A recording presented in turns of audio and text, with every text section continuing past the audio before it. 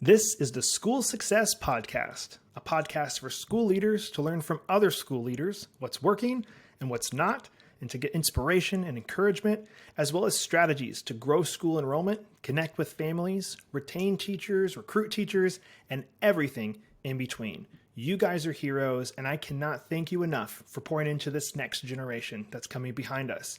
My goal is you will take at least one thing away from every episode that you can take back to your school to make it better than it is right now.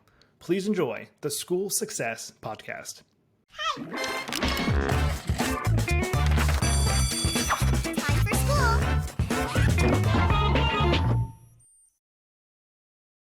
Hey, School Success Makers, welcome to another edition of the School Success Podcast. I'm your host, Mitchell Slater. I'm joined by a new friend out of the great, beautiful state of Idaho, Dr. Jessica Drexel, who's the founding head of school of Bonner Classical Academy there in Idaho, of course. And I met her and I was like, man, we got to have her on the podcast, talk about her journey of how they've started this school, her and her husband, and just their journey from where they were to where they are now. And I'm excited to have her on. But before we dive into all fun things, Bonner Classical Academy, I would love her to introduce herself. So, Dr. Jessica, welcome to the podcast. Thank you. It's wonderful to be joining you today. So you are moved, I believe, from Texas to Idaho. I'd love to just kind of get your background in like the journey from you were in Texas, and I know you're probably not even originally born in Texas, of course, but kind of give me that journey of like, boom, let's start a classical school in Idaho. Absolutely. So I love telling this story because it is a little bit autobiographical, but it's also very much the story of what it takes to start a school. So my background is I was classically homeschooled K through 12. I grew up in South Florida, actually, and went to Hillsdale College for my bachelor's degree where I studied German and Latin. And that was an amazing experience. And I have loved being in touch with many Hillsdale alums over the years and just seeing all the classical schools that have come out of the college, but also that have been started by alums in sort of different corners of classical education.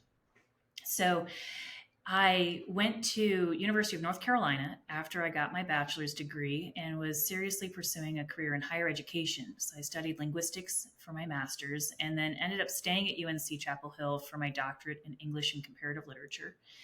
And it was prior to the pandemic that I had been seriously considering a pivot back into the world of classical education. It was sort of where my roots were and where my interest in higher education and academics really came from. And that was accelerated when I met the head of school for Live Oak Classical School in Waco, Texas. And Allison Moffett is just an incredible founding head of school. It's a great school. They're about 20 years old, and she's been deeply involved with the Society for Classical Learning. And so I was adjuncting at Baylor, not to jump around here. I was adjuncting at Baylor in their Great Text and English department while I was finishing my dissertation long distance at UNC.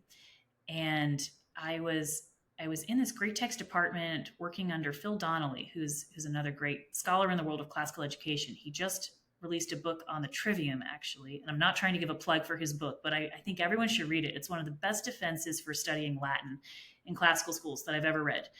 And I was loving teaching these ancient classical texts to the students in the Great Text department. And I was getting involved with this classical school. And the pandemic just really accelerated my pivot out of higher ed. And that was motivated by many things. I loved UNC. I loved teaching there. I loved Baylor and I loved teaching there. But I was just increasingly struck by how many of our 18 to 22-year-olds are not flourishing, even in amazing colleges where we've got great faculty and, wonderful programs. There was just a high number of students who struggle with anxiety and depression or uncertainty about where they're going in life. And they don't always know what they're doing with their degrees. And they're investing very heavily in higher ed. And it occurred to me, I don't know that I want to build a career off the backs of young people who are still figuring out their lives. I would love to hole up and read the Aeneid in Latin and study it and enjoy the life of a professor. But they're still human beings when they're 5 years old and entering kindergarten. And that's, I think, where I'm called back into classical K through 12 education. So 𝐉𝐞𝐬𝐬𝐢𝐚 Classical School in Waco was a great point for me to pivot and leave higher ed. Loved working with Allison, like I said. And I kind of rapidly got pretty involved at the school. I ended up being the head of the English department and running the senior thesis program. And I taught everything from philosophy to Latin to, getting involved in seventh grade chapel groups and things like that. And the pandemic continued to accelerate many things. And because I didn't have enough on my plate, a few other Hillsdale alums and I realized that a ton of our peers were starting these classical schools across the country in all different models. There were university models, full private classical Christian schools, charter schools. And as we were watching our peers start these schools, we said they're all doing the same thing over and over again. They're learning how to draft budgets, how to apply for a 501c3, how to put together a plan and a vision for curriculum. They're even figuring out how to write websites and design a logo that's marketable and interesting and captures the classical ethos. And they're doing the same thing over and over again. And there are these great institutions out there that offer supports for startups, but there's a big commitment. And sometimes these startup boards don't even know which organization is the best fit. So we got together with this vision to put together a toolkit just for starting classical schools, to equip boards through those first, hopefully about 18 to 24 months of the startup phase, and then give them the tools to figure out what their corner in the world of classical education is in a more informed way. Because you don't have to be, one version or another of classical to figure out how to write a budget or, learn how to fundraise in your town. So we started doing that, and it was an amazing experience. We ended up shadowing a school that started in Arkansas that's right now flourishing. They're just having incredible enrollment. They were recently voted best school in their town, and they're doing great. So we got to shadow them via Zoom through the pandemic. And we were just their hands and feet. We helped them draft copy for the website or research and make connections. And it was great. And we documented everything about the startup process, from about forming the 501c3 to opening their doors the very first year. So all these things were sort of rattling around in my work hours. And my husband got a job offer in North Idaho as an attorney. And I was looking around in the area, and I was joking, saying, if there isn't a school there for me to teach at and there's no university, we should just start a school. Well, it turned out that people in his network for that job were wanting to do exactly that. They wanted to start a classical Christian school. And so when they heard about my background and the kinds of jobs I was looking for in the area, I received a job offer to be the head of school to start Bonner Classical Academy. So we moved out here about 6 weeks after our very first visit to North Idaho. We figured out where it was on the map. Coming from the Texas and Southeast area, we had to do a little bit of geography refreshing. And we started the school. The board formed in June of 2022, and we started the school in about 14 months from the first board meeting to opening our doors. Hey, school success makers, just a really quick break from the episode to highlight our amazing sponsors over at America's Christian Credit Union. They are celebrating 65 years of service this year, and they provide essential school banking services and a tuition financing program for schools looking to reduce their risk and administrative burden. And you guys can find out all about them on their website, americaschristiancu.com/schools. That's americaschristiancu.com/schools. They are amazing over there, and I always like to say, if you're a school that collects tuition and you have a hard time collecting all of tuition at the end of the year, maybe it comes around May, June, you're like, man, we only got collected 95 or 98% of what tuition was owed to our school. One of the things you can do is have your parents get a tuition financing loan through the credit union, and then they pay the credit union directly, and you get your funds up front at the beginning of the year as the school. So you don't have to chase people throughout the year, and you can focus on what you do best, and that is loving and educating your students. And it doesn't cost your school anything to do it. So check them out online, americaschristiancu.com/schools. All right, back to the show. Man, well, you've had a busy, what would you say, obviously college would have kept you busy, and you went to, I got to say, I'm a Duke fan, so I heard that, I was like, oh no, so I know we're enemies, we didn't know it, so, but I do know it's one of the hardest schools to get into, just like it is for Duke and Harvard, like those are, so I know you're very smart, obviously, now, not only do you have your doctorate, but you got it from a very very high up school. So kudos to you for that, because that's awesome. Don't hate me too much now, okay? I can see it in your I'm just eyes. glad that NC State beat you in March Madness. And I was glad you guys Very lost. good. You lost at the same time. I was just like, I can't believe we beat us again. And they're not even the one that's always good. So it's really funny. UNC and Duke both lost, and then NC State got to the Final Four. So Go Wolfpack this year. and yeah, I agreed. I'm fine with them. Fine with them winning. And as we're recording this, everybody know the Final Four hasn't even happened yet. That's in a couple days, so we'll see when this ends up launching and who won. But so I love that. I love that you took that vision of like let's do this, and when you get to Idaho and you're just like starting this school, because you guys are finishing. You're finishing your first year right now, correct? Yes, we have 8 weeks to go in our very first year, Yeah. which is Okay. thrilling. Man. Yeah. Well, to make sure I don't make any of my guests or the listeners upset, because I ask the same question every single time I have a podcast, and I have yet to ask it yet. So, and I always ask it at the beginning. So we got into this and I forgot. So if I was to ever visit your area of where you guys are, what would you say I have to eat and do to experience that area specifically? Is there a restaurant you're like, got to go to this place and you got to do this thing? So what is that thing in your area? Oh, well, that's a great question. It turns out Sandpoint is a resort town year round. We're on one of the largest natural lakes in the region and I think in the country. So if there are Idahoans listening in, you'll know Lake Pend Oreille better than I do. It's so deep they used to do submarine exercises actually like decades ago in the lake. It's natural. So it's a lake town in the summer, and that's great. So you should get out on the lake in the summer, watch the bald eagles, do some sailing, things like that. It's also a ski town. There's world-class skiing at the mountain locally. And so if you come in the winter, you should go skiing or snowboarding and have a blast. And to eat, oh my goodness, I love the Pie Hut. I'm a big fan of pie. There's chicken pot pie, there are British beef pasties, and then all kinds of pies. And I love pie. You can't go wrong. So Pie Hut. you got fruit pies and then not fruit pies. So like Anything you can put in a pie, you can get at the Pie Hut. that's awesome. Okay. All right, Pie Hut. I got it. So maybe if my wife and I ever go ever close there, maybe this summer for over there, I'll check out the Pie Hut. See, I can use these as a reference if I go to like llisten to the podcast, go, oh, we're going to that area. Let me look at what that person said I should go try out. So Do a food podcast next. yeah. All right. So if we dive into the school, I would love to hear kind of like okay, getting to where you are, and there might be certain challenges you guys are currently in the middle of, obviously finishing your first year. Love to kind of just hear some of those challenges, but not just like, here's our challenges, but also like, here's how we're trying to combat those, or how we have combated some of those challenges we've had of starting a school. What are some of those ones that come to mind for you, Jessica? Oh man. Well, I would say the biggest challenge, and this is probably no surprise to anybody listening in, is the funding model. Even if you're doing it really well, I think it's one area that has needed the most attention, the most finesse, and the most strategy, and the most energy of any part of starting the school.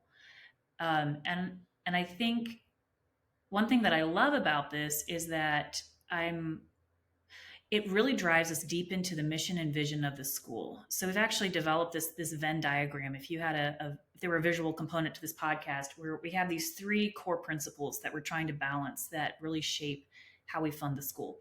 One of those is we want it to have accessible tuition. So we want to avoid becoming a school that charges, $15,000 to $20,000 a year, which there are plenty of schools like that around the country doing great work.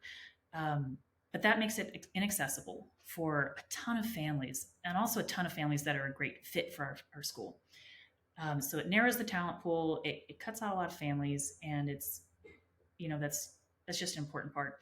The second part is that we are independent of all state and federal funding. So that would be great to keep tuition low if we, were to apply for a lot of grants and other funding opportunities that would otherwise be available to us. So those 2 things are intention. And then the third thing is we're very committed to developing, a financial plan that allows us to recruit, train, and then retain really high quality faculty. And so anyone who runs a school knows that tuition and faculty compensation are always going to be in tension with each other. And so this has started out as a challenge, but it's actually become one of our biggest marketing pitches to potential supporters, that if you care about any one of these 3 things, accessible education for children, well-compensated teachers who are qualified and passionate about the work they do, or if you care about, the benefits that come with independence from state and federal funding, then we need you, to stand in the gap there and to make these three values possible for our community. So I'd say that's the number one thing that has just been needing the most attention. But it's been really good, I think, for unifying the school and our community around making the school a possibility. Good.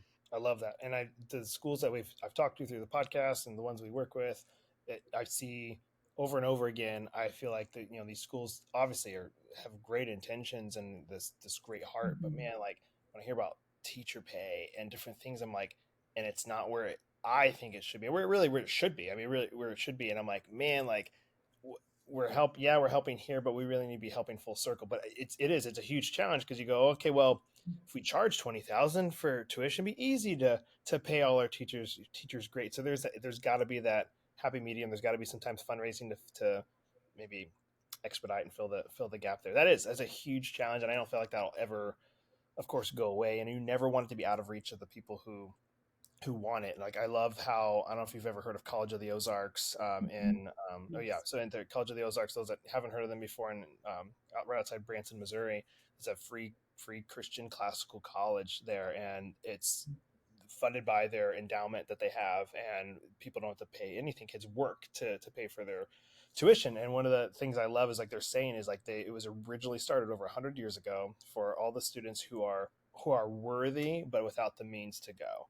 And I'm like, man, how cool is that? Like these kids who great students, great families, they just don't have the funds to be able to go spend $30,000-$50,000 on a university, but they want to and they are worthy of it. So I love that model. I kind of feel like Christian schools should have that model as well. Like, is there a way for anybody who can go? How do we make it possible for them to go and still fund the school, pay the teachers well? So, challenge that'll probably never go away. But I love that it's something that you are working on and doing on with what you're doing. Well, obviously, we talked about number one. We're talking about the first question about what are some challenges. I'd love to also hear what's going really, really good. Is there things that maybe just kind of fell into place that are for you guys like a God thing? You're like, oh my goodness, I can't believe like that fell into place. Is there any? I just love to hear kind of some bragging about like what's going on, what's going really, really good at the school right now. Hey, school success makers, just a really quick break to highlight one of our amazing sponsors, and that is ClassReach. Now, ClassReach supports schools of all sizes from application to graduation. Take charge of your school with ease, power, and mobility using ClassReach, the school management software administrators and teachers love using. You can get your free demo at classreach.com. That's classreach.com. They are amazing people, and they provide this amazing SIS software for you to keep track of your students' grades, communicating with families that are enrolled, and a whole bunch more. So again, check it all out on their website, classreach.com. They are awesome. All right, now back to the show. Oh man, that's a tough question because it feels like so many things have fallen into place in the face of what feels like a Herculean task.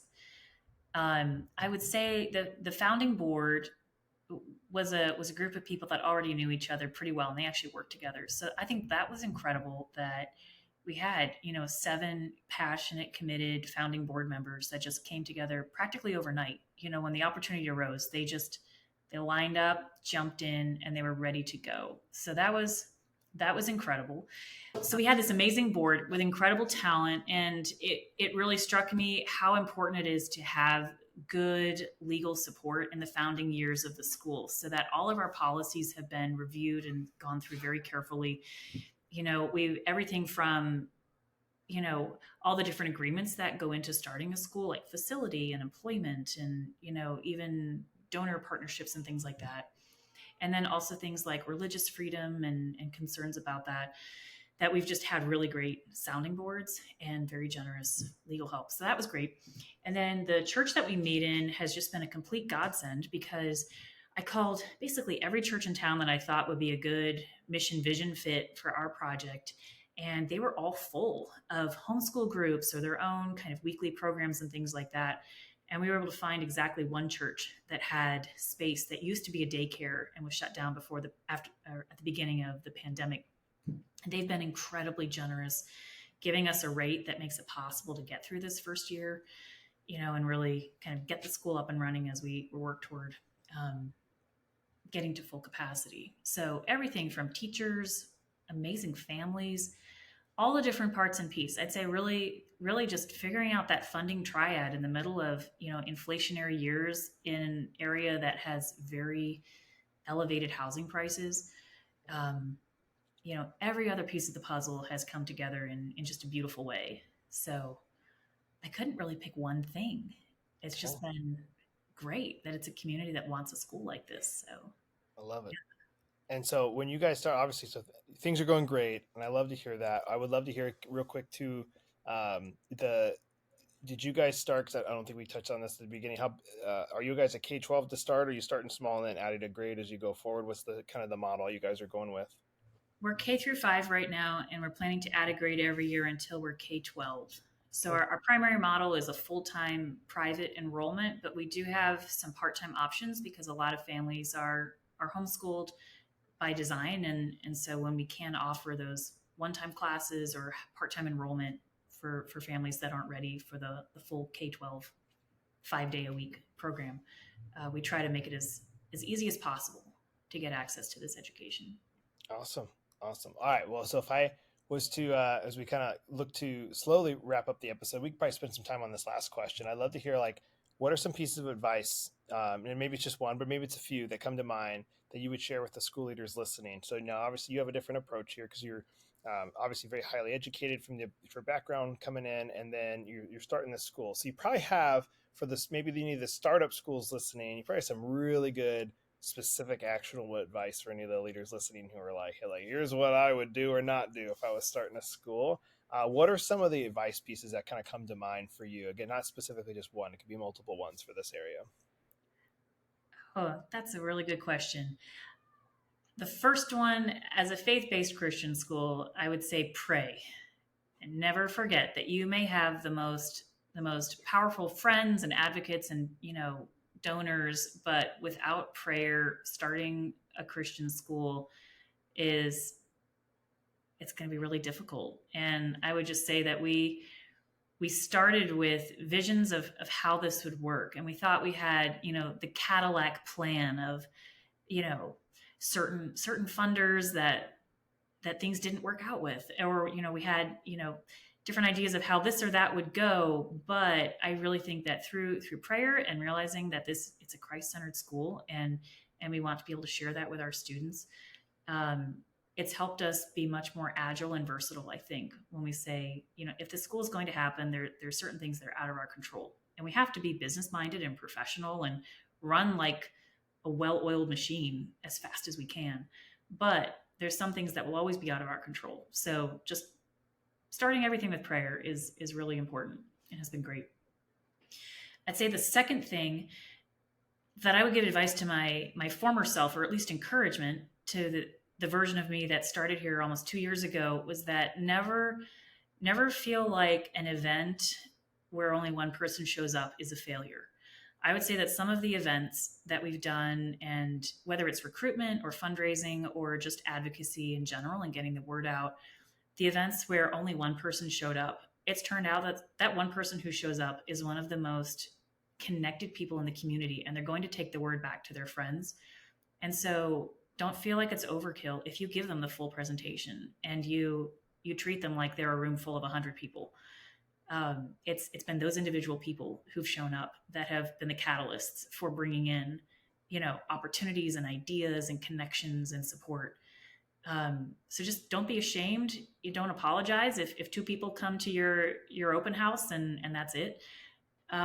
Roll out the red carpet for them and have fun. And then just, if you have to, do a lot of them. So we even ended up doing like monthly play dates in the year leading up to enrollment opening. And sometimes it would be 1 or 2 families who came out for ice cream. And it was a great opportunity where I could just sit down with our packet and talk to a family one-on-one while their kids ate ice cream. And they loved the school for that. And then other times, we'd have a packed house and it would be great. So, just spread the net wide, talk to anyone and everyone. And, when you have that time to sit down with a one-on-one, when you thought it would be 20 or 30 people, realize that, they're getting the VIP experience. So I would lean into that, and that's been really great. I love it. Yeah. Well, Jessica, yeah, I love that you followed your heart for also, for starting this, and obviously you're in a brand new area where you didn't have all your connections from where you're growing up, and you just kind of followed it and started it. And obviously, this first year sounds like it's been going great, and I think it's the first of many, many more great years to come. So, just want to say thank you for pouring into those students and making a safe place for them to come and to learn and to grow. And obviously, I'm just wishing you guys and the whole School of Bonner Classical nothing but the best as you guys continue to grow and educate this next generation that's coming behind us. So thank you for taking time to be on the podcast today. I learned stuff from you, and I'm knowing that other listeners of the podcast will also learn from you as well. So thank you. Thank you so much. It's been a pleasure to be here. Well, another huge shout out and a thank you to Dr. Jessica for taking time and being on the podcast today. I love what she's doing over at Bonner Classical, and I'm wishing them nothing but the best as they continue to grow and educate the next generation that's coming behind us. And not too many hard feelings that she went to UNC, but that's all right because we know that she's very, very smart because that is a hard school to get into. So, Dr. Jessica, thank you again for being on. Appreciate it.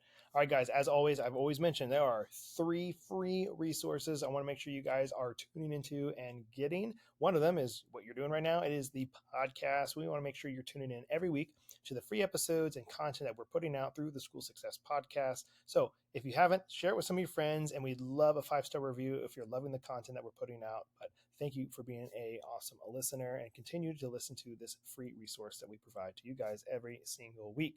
The second one is our private Facebook community, of course, on Facebook, called the School Success Makers Facebook group. So go check it out. I'm personally in there. I'd love to see you in there as well. There's some good discussion on school and topic and education and all those things. So please, please chime in there. We'd love to have you in there as well. And the third thing that I want to make sure you guys are getting, if you aren't yet, is our school success report that is emailed every week that we get to all the people who have subscribed to it. And we're highlighting different teachers, doing teacher shout outs. We have different articles my team and I have written for helping to make your schools better and more successful. So make sure you're getting the school success report. You can find it on our website, schoolsuccessmakers.com. That's schoolsuccessmakers.com. Top right corner, you'll be able to see the button. At least it's currently still there, and will probably be there for a while. The school success report. Make sure you're getting that. And as always, if you guys have any questions, comments, concerns, or ideas, you can message us through our website and let us know those. If you have any suggestions for people we should interview or all of that stuff. But we love you guys. Appreciate you. Thank you for pouring in and loving the students that are under your care. And we'll be back here next week with another amazing guest as usual on the School Success Podcast. We'll see you then.